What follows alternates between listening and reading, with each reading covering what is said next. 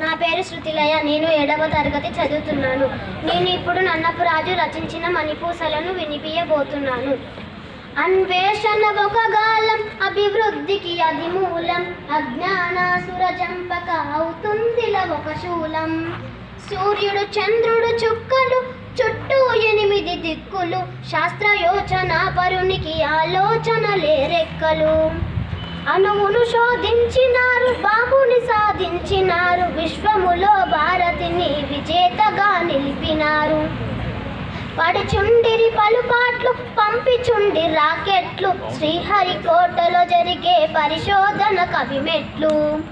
శాస్త్రీయ అవగాహన బాలలకు పసితనమున అందరము కలిగిస్తే నిలిచియుండు హృదయాన.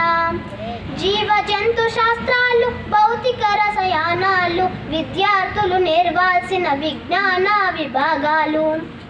అంతరిక్ష ప్రయాణాలు, భూగర్భపు రహస్యాలు. శాస్త్రజ్ఞుల సాధనకు మచ్చుకు ఇవి 2 చాలు. సైన్స్ అంటే ఒక మెరుపు, చదివిన రాధిక మరుపు. ఫిబ్రవరి 28 సైన్స్ డేను నీవు జరుపు. ధన్యవాదాలు.